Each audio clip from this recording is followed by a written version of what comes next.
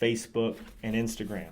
Okay, a lot of people would have probably tried to tie Instagram into what I just said, and we used to float back and forth on this, but here's what we've seen happening. Facebook costs go up because of increased competition with so many people trying to use Facebook now, okay, because it does have a massive user base and there's tons of people there.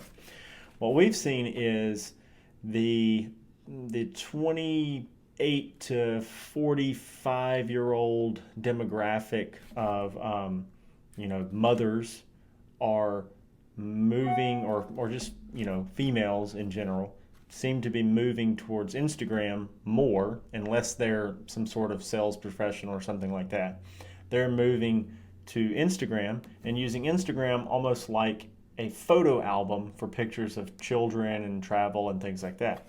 What ends up happening that we see is their parents, or mothers typically, so the grandmothers, are moving to Instagram to be able to pay attention to their grandchildren's photo albums. So there's an increasing number of people on Instagram browsing that are in that appropriate demographic, and it's typically not very expensive to advertise there in relation to directly within Facebook.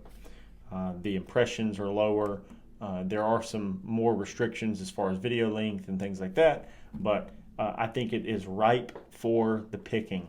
As far as, when I say ripe for the picking, some people say the things that I say get taken out of context sometimes, but it is ripe for people to be able to create an audience there and be able to, get your message out there, that you're there to help them and they are there to receive that message, I believe.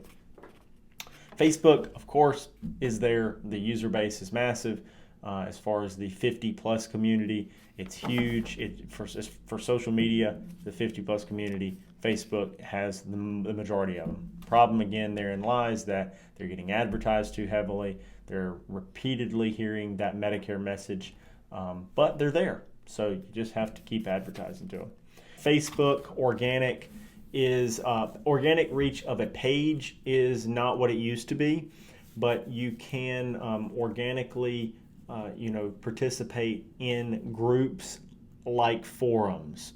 So maybe find groups that you can contribute to, but then also cultivate friendships and relationships that might become something else, or create your own group, your own Medicare beneficiary or prospecting group. A lot of people are creating local town groups like like Tupelo Referral Network, or or you might create one, like one that's just kind of like about current events in your hometown, and you create that group and you get everybody in it, and then you just throw up on your page. You're the admin of it, and you're getting kind of all this notoriety from bringing up current events and growing a solid local group.